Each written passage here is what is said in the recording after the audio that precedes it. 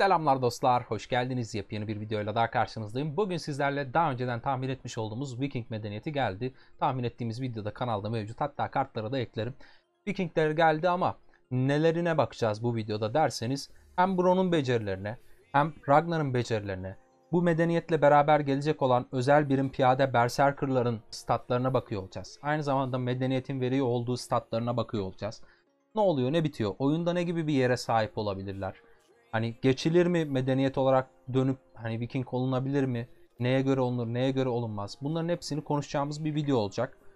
Videoya geçmeden önce eğer içeriklerimi beğeniyorsanız bir beğeni bırakmayı, 2 saniyenizi ayırmayı lütfen unutmayın. Bu kanalın videolarının önerilmesi açısından önemli oluyor ve bu çok hani merak edilen bir şey.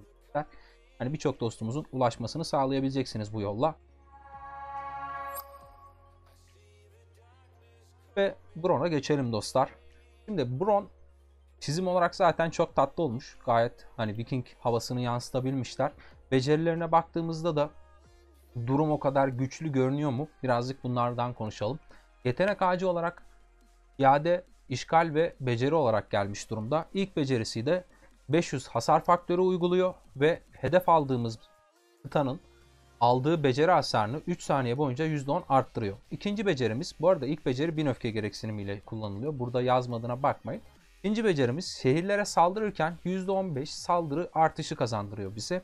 Üçüncü becerimiz sabit bir şekilde piyade birimlerini kullanıyorsa, sadece piyade birimi kullanıyorsa bu komutan %10 saldırı, %10 savunma kazandırıyor. Bütün mor komutanlarda benzer skill'ler var zaten. Yani genel olarak bilinen bir beceri, yenilik getirmemişler o anlamda. Dördüncü beceriye geldiğimizde ise saldırılarımız %10 şans ile 800 hasar veriyor ve 5 saniyede bir bu şeyi %10'luk şans ile tetikleme durumunu yaşayabiliyoruz. Yani 5 saniye bekleme süresi var 800'ü tetikledikten sonra. Ustalık becerimizde ise de şöyle bir durum gerçekleşiyor. İlk becerimizin hasarını 500'den 700'e çıkarıyor ve yelpaze şeklinde bir alana az önce uygulamış olduğumuz debuff'ı 2 kıtaya daha ekstradan uygulamamızı sağlıyor. Yani 3 saniyeliğine %15 beceri hasarı artışını etrafta bulunan diğer 2 kıtaya da vermesini sağlıyor. Hani tabi alan vurmadığı için bu Bron'un etki yarattığı bir şey olmuyor. Arkasında alan vuran bir komutan varsa onları bağlayan bir şey oluyor. Ya da etraftaki dost birimlerin o iki kıtaya yine ekstradan %15 beceri hasarını fazla vurmalarını sağlıyor. Gelelim Ragnar'ımıza. Ragnar'ımız nasıl gelmiş oyuna? Bu arada bunlar sır değil. Yani Rise of Kingdoms'ın Instagram hesabında bu şeyleri bulabilirsiniz. Ben sadece burada size Türkçeleştiriyorum. Asıl benim ilgileneceğim kısım aslında gelecek olan piyade biriminin statları, yani berserkerların statları diğer birimlerle kıyaslamalı olarak nasıl bir yer bulacak onları falan konuşacağız aslında videoda. Geldik Ragnar'a. Ragnar neler yapabiliyormuş? Şimdi Ragnar'ın ilk becerisi bir öfke gereksinimiyle kullanılıyor. Bu arada yetenek ağacı şu şekilde geliyor Ragnar'ın. Ne yazık ki liderlik, işgal ve atak şeklinde geliyor. Atak ağacını genelde sevdiğimiz bir ağaçtır. Güzeldir ama liderlik ağacıyla gelmesi bu komutanın ikinci komutandan öteye çok gidemeyeceği anlamına geliyor. Ve bu arada burada hangi yollarla temin edilebileceği de söyleniyor. Seferden geliyor, altın anahtardan geliyor ve paket gelecek ve paketle satın alarak da bu komutanı açabileceksiniz. İlk becerisiyle hızlıdan devam edelim. 1000 öfke gereksinimiyle %30 hasar artışı kazanıyoruz ve %15 alınan hasardan da bir şekilde hasar azaltması sağlıyor kendisine. 4 saniye bu etkiyi üzerinde tutuyor.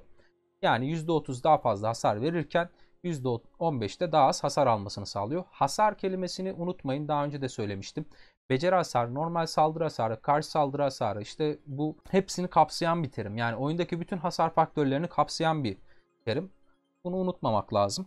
Gelelim ikinci beceriye. İkinci beceri %20 saldırı bonusu verirken normal saldırılarımız %10 şansla rakibin iyileştirme etkilerini %40 azaltıyor ve bu etki 3 saniye sürüyor. 5 saniyede bir de tetikleyebiliyoruz. Yani bu etkiyi tetiklediğimizde 5 saniye bekleme süresine gireceğiz 3 saniyenin ardından. 8 saniyede bir en iyi ihtimalle tetikleme şansımız var. Üçüncü becerisine geldiğimizde ise şehirlere saldırırken %10 hasar bonusu kazanıyoruz. İlk becerisinde de hasar bonusu vardı. Aslında güzel bir stat artışı sağlıyor hasar verme anlamında, rakibi yıpratma anlamında.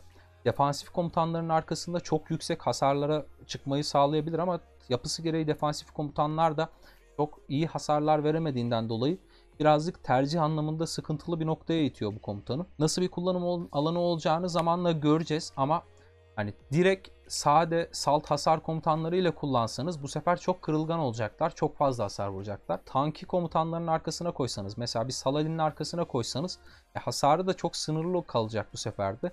Çünkü Saladin çok yüksek hasarlara çıkamayan bir komutan. Hani bu artışlarla beraber hasarı belirli bir orana çıkacak ama aşırı iş yapar mı, ne olur ne biter, bunları zamanla göreceğiz. Yani alanda görmemiz lazım. Dördüncü becerisine geldiğimizde ise kıta kapasitesi %10 artış veriyor. Bu hani bütün altın anahtardan çıkan komutanlarda bir ara vardı böyle, işte Mehmet'te var, Sezar'da var falan şu an için hatırladığım. Yani %10 kıta kapasitesi sabit üzerinde varken bir de rallilerde ekstradan rally açıyorsanız %10 da rally için kıta kapasitesi sağlıyor. Atıyorum işte 1 milyon kıta kapasitesiyle rally açıyorsanız 1 milyon 100k oluyor açtığınız rallinin kıta kapasitesi. Ustalık becerisi de şöyle bir şey yaratıyor. İlk becerisindeki bu %30 hasar artışı bonusunu %40'a, alınan hasar azaltmasını %20'ye çıkarıyor. Aynı zamanda bu etkinin üzerimizde 4 saniye kalması gereken süresini 5 saniyeye çıkartıyor. 1 saniye daha arttırıyor. Aslında çok yüksek olan statları çok daha yükseğe çekiyor. Fark yaratacak özellikleri var ama doğru eşleştirmeyi bulması lazım. Becerileri bu şekildeydi. Gelelim bu komutanların piyade birimlerinin statlarına. Şimdi bu tabloya baktığımızda ne göreceğiz? Bu tabloya baktığımızda şunu görüyoruz dostlar. Burada normal dediği normal bildiğiniz piyadelerin T5'e ulaştığındaki statları. Eğer bir piyade birimine sahip değilseniz T5 piyadelerinizin statları bunlar. Baltalı Fransa özel biriminin statları, Roma'nın lejyonerlerinin, işte Japonya'nın samuraylarının, Vikinglerin de berserkerların statları bu şekilde olur. Burada biz ne anlamalıyız veya nasıl bu tabloya bakmalıyız? Şimdi dostlar, bir dengeli birim yaratmışlar. Yani Japonya saldırıda, Roma işte savunmada, Fransa'da sağlıkta ön plana çıkıyordu. Bu birim aslında hepsinin bir adım arkasında ama işte Roma'nın savunmada diğerlerine attığı fark varken Roma Vikinglere daha az fark atmış. İşte sağlık anlamında Fransa diğerlerine çok yüksek fark atarken Vikinglere daha az fark atmış. Bu anlamda dengeli bir birim ortaya çıkarmışlar. Statsal olarak sizin üzerine giydirdiğiniz ekipmanları daha iyi işleyebilecek bir birim var burada. Nasıl bunu değerlendiriyoruz? Nasıl söylüyoruz bunu? Şimdi siz üzerinize %5 bir savunma ekipmanı giydirdiğiniz zaman burada tabloda gördüğünüz en bu stat'tan faydalanan, savunma ekipmanından faydalanan, en yüksek faydalanan birim aslında Roma oluyor. Çünkü en yüksek defans statına sahip olan Roma. Yani yüzdesel olarak %5 artış olunca buradaki sayısal değer daha fazla arttığından dolayı en çok aslında Roma'nın askerine savunma statı yarıyor. Büyüyor daha doğrusu o stat. Ama sağlık olarak bir ekipman giydirdiğimizde de işte Fransa'ya yarıyordu. Atak olarak da Japonya'ya yarıyor. Şimdi biz bir karma set yaptığımızı düşünelim. İşte Vikinglere bir tane atak ekipmanı giydirdik. Geri kalanlarda işte 3 tane sağlık, 3 tane savunma giydirdik. Şu an hani uyduruyorum ekipmanları. Vikingler diğer birimlere göre aslında tam orta yolu bulmuş. Bu bütün karma setten en iyi statları elde edebilecek versiyonda askerlere sahip olan bir birim haline geliyor. Çünkü siz Japonya olarak sahaya çıktığınızda ne kadar savunma sağlığa yönelik ağırlıklı olarak ekipman giydirseniz bile sayısal değer düşük olduğu için daha az verim alacaktınız. Ama Vikinglerde mesela daha yüksek bir verim alacaksınız. Çünkü dengeli statlara sahip olan bir birim olmuş. Bu benim hoşuma gitti. Ama Vikinglere geçer miyim? O kısma gelelim. Vikinglere neden geçmem? Bunu bir değerlendirmiş olalım. Şimdi Vikingler bize ne veriyor? Vikingler bize atak bonus veriyor. %5 saldırı bonusu alıyoruz. Aynı zamanda %3 karşı saldırı bonusu alıyoruz. Aynı zamanda da kıta yükü bonusu veriyor %10. Yani bu şehirden kaynak çekerken de biz %10 ekstra taşıma kapasitesine sahibiz. Kaynak farmlarken de yine %10 ekstra taşıma kapasitesine sahip olacağız birim olarak. Şimdi biz piyadeyiz, belirli sıkıntılarımız var. Bu sıkıntılarımız ne? İşte intikal hızımız. Bizim intikal hızımız gerçekten sıkıntılı. Şimdi biz Roma ile bunu birazcık azaltmaya çalışıyorduk. Ben şimdi Roma olarak oynuyorum bu oyunu, piyade olarak düşündüğümüzde. Ve o intikal hızını bırakıp Vikinglere geçtiğimde benim tam böyle tatmin olacağım hale gelmeyecek olay. Evet, statlar dengeli ama benim zaten şikayet ettiğim şey savaşlara yetişemiyor olmam.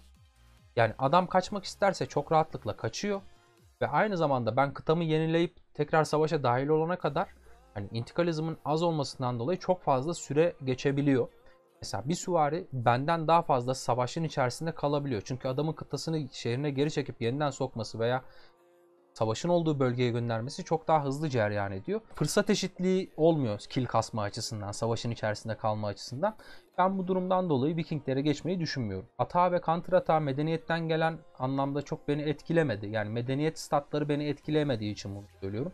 Onun dışında birim statlarına baktığımızda aslında benim hoşuma giden bir birim burada görüyoruz. Bu arada burada T4 statlarını da görüyorsunuz birimin. Yani karşılaştırmak isteyen dostlarımız olursa T4 statlarıyla da hani değerlendirebilirler durumu.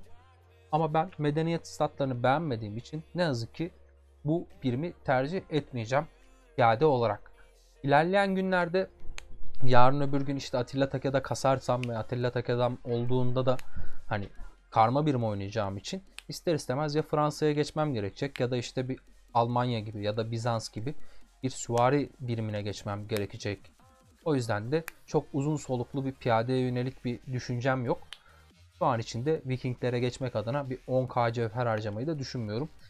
Medeniyet değiştirme kağıdı olan dostlarıma da çok tavsiye etmem. Çünkü Roma'nın vermiş olduğu gıda toplama buff'ı en çok ihtiyacımız olan kaynaklardan bir tanesi gıda zaten. En çok eksikliğini ben hani gıda ve altının çekiyorum. O anlamda yine işime yarıyor.